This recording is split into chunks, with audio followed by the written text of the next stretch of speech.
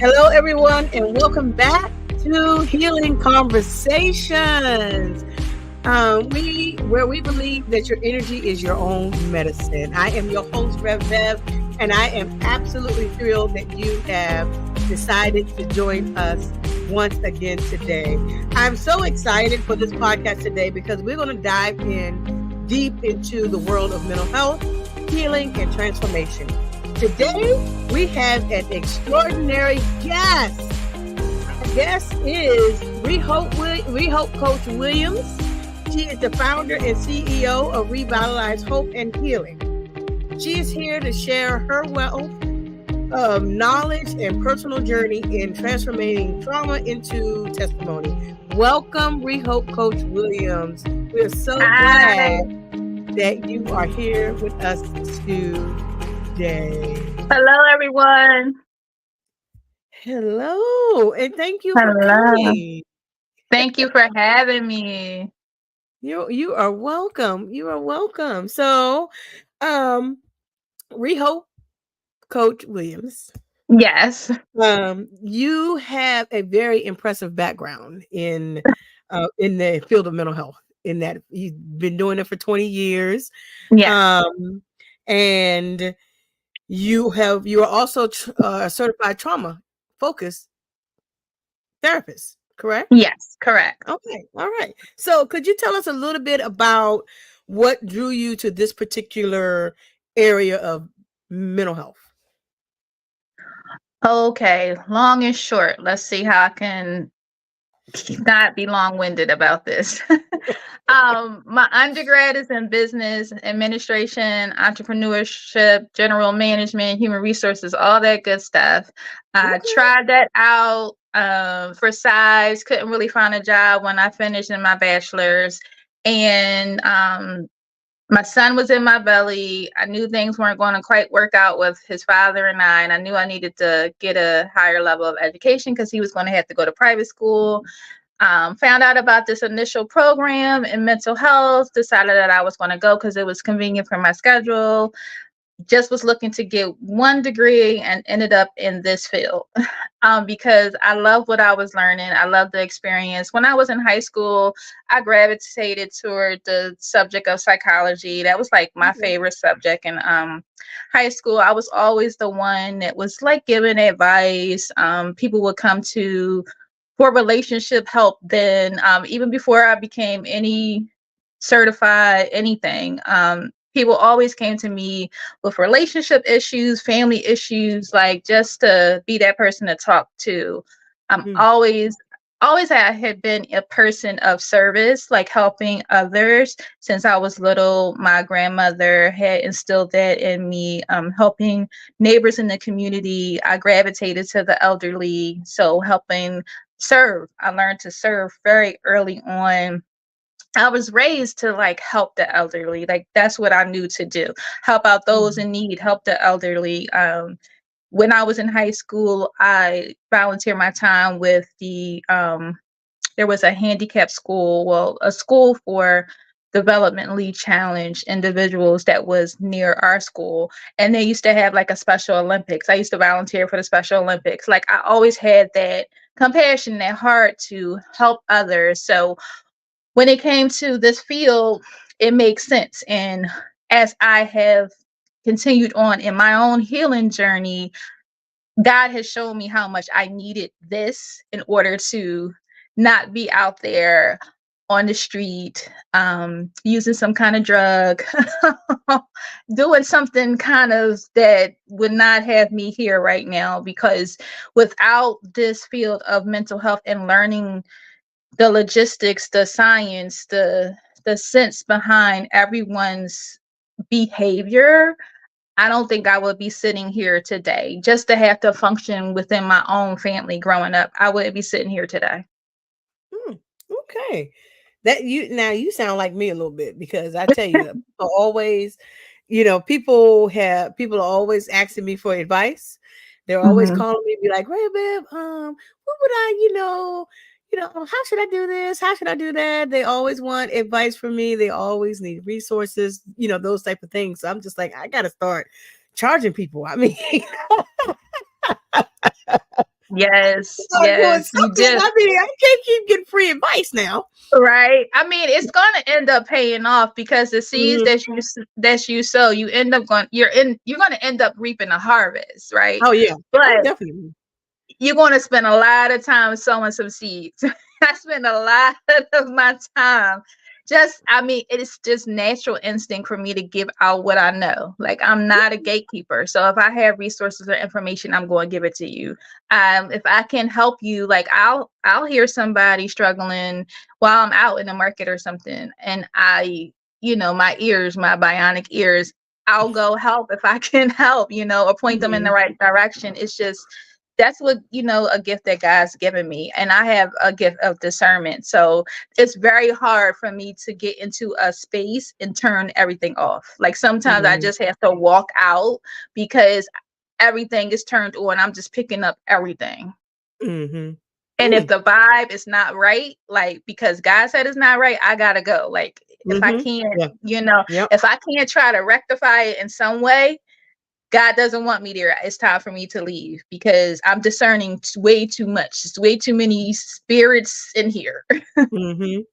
Okay. So as a kind of as a, because I know that you're a minister and that you kind of wear a lot of different hats. Mhm. How have these roles kind of complemented your work in therapy? Um, and then how do they influence your approach to healing and mental health? So great question, right? So I never sought out, never knew that I was going to be called to ministry. That's a Mm, calling over your yeah. life, right? Mhm. For years, if you make it make sense, if I look back and reflect on life, I can see where God was knocking on my door for years and years and years, but I just was trying not to answer, right?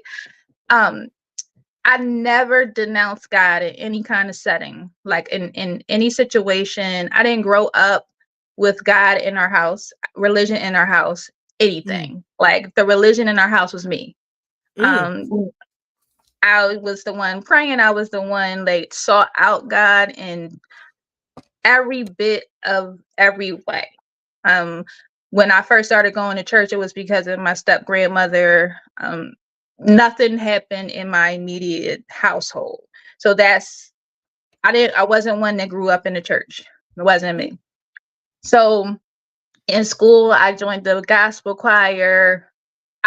Had experiences with other people's family and in the community that led me closer to God. But throughout all of this, in this work, in this field that I'm in, this is why I gravitated to having my own business. You can't you can't be out loud about religion. You can't be mm, out loud about your spirituality. And I was always in a place of being conflicted, right? One, I'm always showing up, and I guess I have this light over me, and people are feeling intimidated, and I don't know anything about it, but they're struggling inside, and they having this whole thing in their head, and they treat me away, and I don't know what's going on. mm, Two, you just outrightly, you can't be in a setting and impose what you feel, right? You can't. Religion and politics really aren't supposed to be talked about in the mm, corporate world in that setting, right? But there was no way that I could be in relationship with the Lord how I was and not check on the whole well-being of someone. So mhm, if you're sitting with me in any capacity, even the people that I supervised throughout the years, okay, so how are you taking care of yourself? Like, what's your prayer life like? I had been in positions where I had my own office. I'm a supervisor, and not people not knowing exactly where I was with God, my religion, mhm, spirituality. They would come in my office, close the door, and be like, Nydria, I need you to pray for me. And I felt like God was just sending them to me, right? He mhm, just kept sending them and sending them. So, but every job that I had, I would come in. If I had a desk and I had an office space where I felt comfortable, I would come in and I would always have my gospel music going. I would have scriptures on my desk, on my wall. I've mhm, never denounced him in any setting. So that's how I always kind of incorporated him. And it became a struggle as I was leaning towards my call to ministry. it became an even larger struggle because I felt like that last job that I had before I answered the call, I constantly was ministering, constantly. Everyone that came into my office, they wanted me to pray. There's some kind of issue. I can't not talk to the clientele population and not say something about God. Like Mm-hmm. even, I'm reflecting to spirituality or religion, even to the ones that don't believe in Christianity. Like it's Mm-hmm. something about me that can't not say something. God is saying it. So I answered the call, and I knew then once he started transitioning to me more that it was more urgent for me to open up my own practice, because then I could do what I needed to do and what I Mm-hmm. wanted to do. As long as I'm coaching, underneath coaching, I can do what I want to do. Now, if I'm practicing under therapy and licensure under therapy, that's something different. But as long as Mm-hmm. I'm coaching, I can, treat the person, work with them, and incorporate religion however I need to. People actually, I remember when I was first starting my website, I was conflicted. Like, should I like leave off, this part of my life? Should I not Mm-hmm. say that I am, a minister? Should I like not have scripture? And I'm like, if I do that, that's not me. Mm-hmm. Yeah. So I would hope, because this is the thing, if I don't do that, who are the people that I'm going to get that's gravitated to me? Mm-hmm. Like, who am I going to Exactly. attract? I'm going to attract Mm-hmm. the people that I don't really want. So, Mm-hmm. like, if I do put that on my website, then that means I'm attracting the people that already know what I'm about, who I Yeah. believe in, who I follow, my Mm-hmm. relationship. And that means that they are in agreement with that. And Yeah. that's how it's been. Like, they'll call me up and they'll be like, well, I was really interested because you're a woman of color, you seem relatable, and you're Christian. Like Mm-hmm. that, those are the first three things that they say to me. So me never denouncing him and keeping him separate in my life, and I feel like all the way around, like even in my relationship, like, when my husband came, he sent him to me. I never denounced him. Like where I was like really in. I wasn't in ministry then, but I was really, really in with my relationship with the Lord. And through that and my evolvement, like when I came home and we were engaged at this point, and I said, I'm going to school for ministry. And he said, well, what's that about? What does that entail? And I said, well, it's going to entail this, this, and this. And then, well, so what you going to be able to do after that? And I was like, well, this, and this, or whatever. He was like, okay. And then he just Mm-hmm. went with it. But it was nothing that he would have said that would have stopped me from doing it. Mm-hmm. Yeah. Okay. Even if he had said like the wedding was off, like it wasn't that, because that was what God had called me to do, Mm-hmm. Yeah. And from that, I don't think he ever thought he would be married to a minister. On Mm. top of that, like an associate minister at the church. I don't think he ever thought that. It's a lot of Mm-hmm. pressure. He gets a lot of pressure, but he's true to himself. Like Mm-hmm. he's true to himself. He's not changed who he is, and he's evolved in his spiritual walk Mm-hmm. through what he's seen in me. Mm-hmm. Um, but again, he's still who God's called him to be. That's amazing. It is. It Mhm. truly is. And it's kind of like um well, first of all, I've been doing this thing that God has just placed in me. It's just like, so I constantly tell people about right time, right place, right people. You know, Mhm. being at the right time in your life, the right place in your life. Even the right place could be in your life, the right place could be physically, what I'm saying, Mhm. the right time, and then around the right people. So, just in us meeting, really on Facebook for real, we have like Right. maybe one mutual friend, saying, Right. but saying that was a divine connection that, God, has. And I can totally relate to you when you're saying about never denouncing him or anything like that, because people, I mean, well, even though my name up there says Beverly Sanders, usually I would have Rev Bev, saying, but Mhm. I don't know why I didn't put Rev Bev up there. But people, that's what people call me. People call Mhm. me Rev Bev, saying, Mhm. even at work. Saying Mhm. my coworkers and supervisor and everything found out that I was a reverend, saying, and that I have this nickname called Rev Bev, they're just like, Yeah. hey, Rev Bev, whatever, stuff like that. And so it's just like having that sense of, that spirituality that, you connect with people, saying, I know that my Mhm. prayer every day is, Lord, allow your light to shine through me, saying, so that people can see you in me, saying, so that I Mhm. can shift and change the atmosphere, wherever I am or whatever. So I totally can understand, where you're coming from when you're saying that, we just had a training the other day, and our president was just like, well, we have someone that want to, kind of bless our, lunchtime and whatever and everything like that. Anybody who feels led to do it. And everybody's just like, well, Bev, you gonna do it? I was like, okay, I guess I'm going to do it. Okay. So, let me see. Let's get to talking a little bit about um rejection as a stepping stone. I know that in your you have, I noticed that in your bio and everything like that, you were talking about like um this rejection piece within, mental health. So um let so that's kind of like your focus seems to be. So Mhm. and many people see rejection, of course, as a form of failure, Mhm. but your view is kind of different. So Mhm. could you expand on that perspective of what you mean in as this type of coaching or therapy that you're practicing and that you're Mhm. doing? Without rejection, I wouldn't have a testimony. Okay. Um, I've been rejected as early as probably the age of 5, when a little like a older cousin told me that whom I believe was my father was my stepfather, wasn't my real father. Mm, And no one had told me, no adult had told me. And as I'm of this age now, 40 years later, I'm really getting a handle over the fact that even when I was told that, my mother's first response was, okay, well, he didn't want you anyway, like my mm, biological father.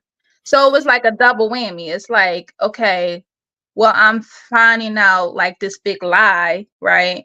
And I didn't get any kind of consolement or like some kind of explanation or anything to make me feel better. It was just like, well, why are you even worried about it? I'm 5 years old because he walked out on you in the hospital. He didn't want you anyway. Like that kind of conversation. And it just mm, seemed like the rest of life just kind of went like that. Like I would be in certain circles, then all of a sudden I'm the one that's out. Um, it'll be like there are other people that are just like me in a circle. Like there could be another person that's in ministry. There could mm, be another wife in the circle. I'm not the first wife. It could be another, but I'm the one that's just rejected. I'm the one that's out. When I was little, I was bullied.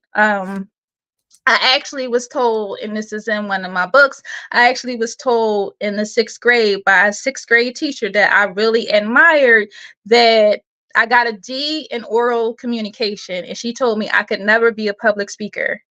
mm, And for years, like throughout my whole education as an adult, I always wanted to be the last one called upon, right? Because mm, my last name is Williams, so that was very much likely to happen. mm. And I married a Williams, because so now I'm a Williams. Okay. So it's still going to happen, right? But Wow. I would pray that, like, okay, presentation day, hopefully they don't get to the W's and I'll be the next day. I Mm, feared presentations, oral presentations. I always felt like, and from a young age, I was made to put like on center stage. We used to have like these family dinners at my great aunt's house, and my stepfather used to make all the kids perform for like money, and I always had to be like kind of like in the front. But it always gave me so much anxiety, right? So rejection motivated me to succeed, right? Mm. Because Okay. growing up as a little girl, the only recognition that I ever received was from my success, right? Mm. So I wasn't a bad child, very much easy. I was the only child till I was age of 14, but it was always some kind of chaos in the home. So the only time I got like recognized in like a good job almost was when I brought home good grades. Mm. So what do I do now? I'm an overachiever. Mm.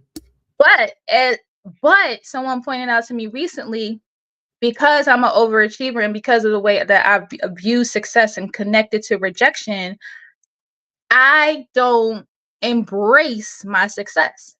Okay. Like I downplay my success. I don't want to be called titles. I don't want like just call me coach. Like I don't want all of that because of my fear, I guess, of not fitting in certain places, automatically being rejected because of a title or something like that, right? So I say navigate through the no's, because if I never navigated through the no's, like I would not be here today. Like when I say here today, I mean living here, like almost taken out of here. Um, I was in a place at one time where I no longer wanted to be here from myself. You Mm. know, I was in a place at one time in 2005 where I almost was not here because of someone else, because I was hit by a car, tragic accident while I was dropping off my son at daycare. I never made it to the driver's seat. She hit me. I had 2 broken legs, um, knocked out cold. And when I came to, I was 27 years old. The doctor said you could be permanently disabled because the impact was so bad. I had to navigate through that now. Like, Mm. because you Mhm. telling me at 27 and it's like right before Christmas, then I'm gonna be disabled in a wheelchair for the rest of my life. And all I wanted to do was finish Christmas shopping that day. Mm. So just fighting to get to learn how to walk again Mm. on something that wasn't even my fault. Mhm. Like if I could have given up, because I went through PTSD there. I had my first panic attack there. It was bad. I was in trauma for a week, and I was there in rehab for 2 weeks. It was bad. My son had to spend Christmas without me. He would come to the hospital and not even want to talk to me. So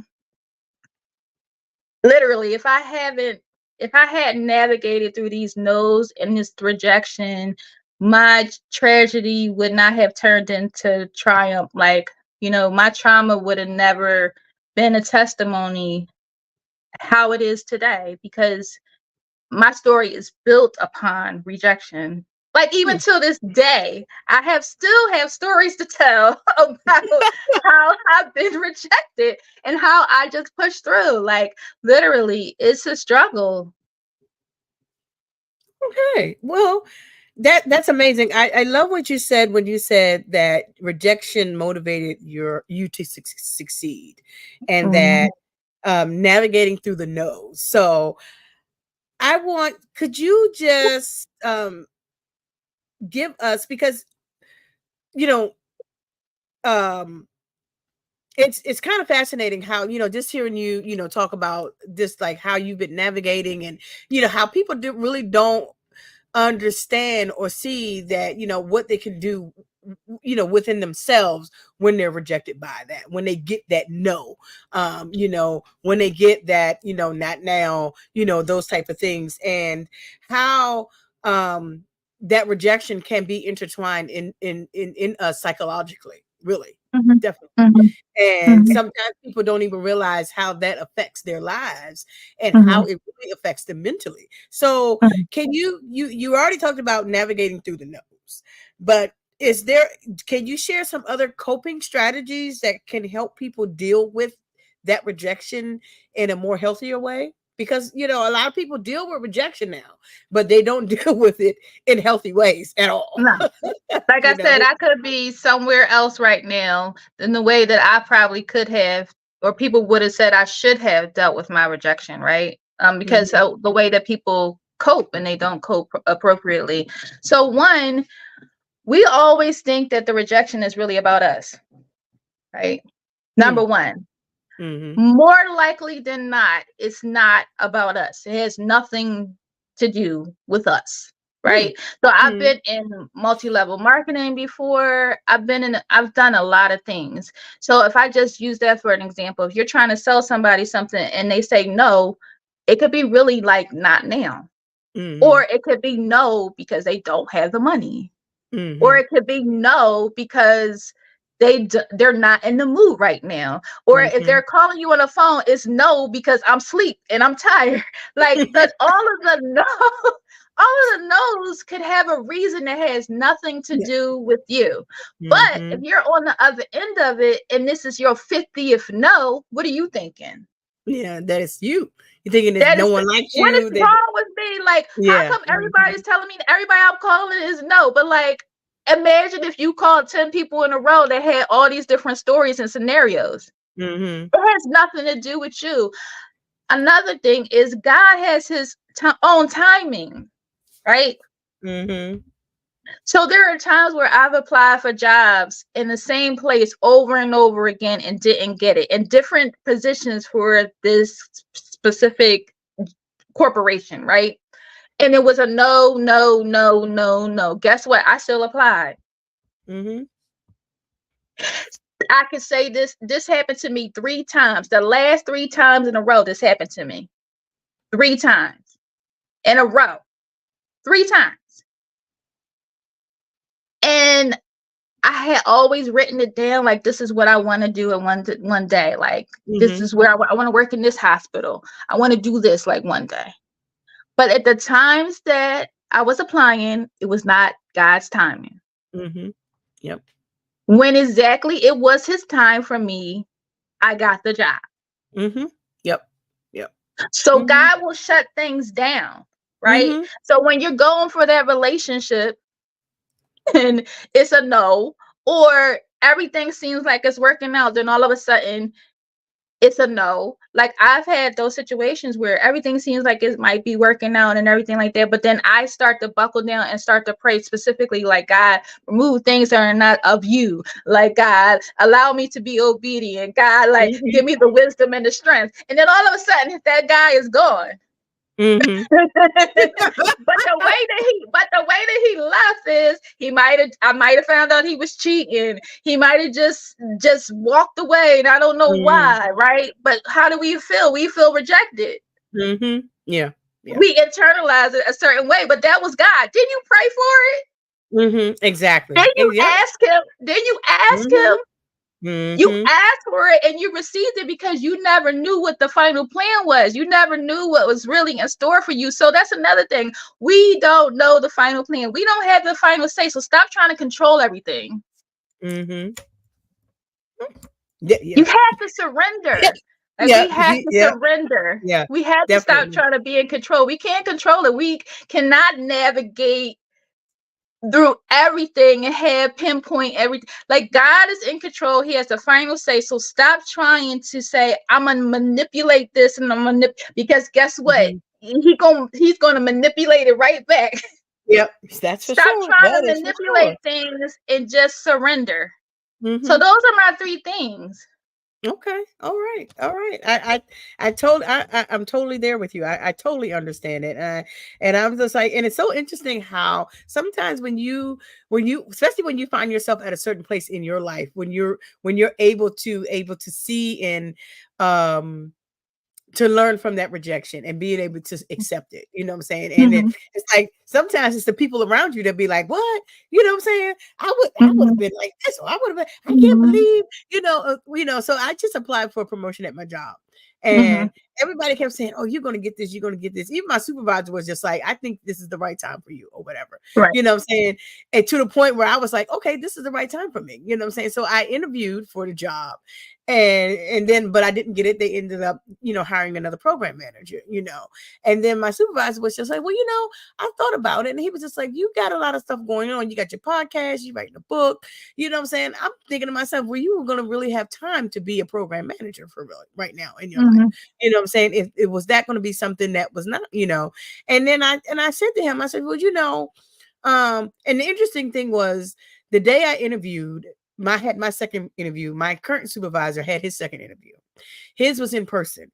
And when he walked in the room, I wasn't in the room when he, when they interviewed him, because they was just like, no, we can't have you interview somebody for a position that you're interviewing for. So, but when he walked in and I met him, I immediately knew he was going to get the job. You know what I'm saying? God, it had just dropped in my spirit. I already knew, you know what I'm saying? And I was okay with that, because then it was like, okay, it wasn't time. It's not time for me right now. You know what I'm saying? And it's just not yet. It's not, it will never be. It's just not yet. Not and yet. I be okay with that. And we have to be okay with those, with rejection. We really do. And then, like, again, like in that situation, had you prayed about it, had you asked God, was that what he wanted for you? Because I just was talking to my husband about this today, and I can be honest, if I reevaluate things, I have to be honest with myself that the areas in which did not succeed the most are the areas in which I tried to manipulate the best.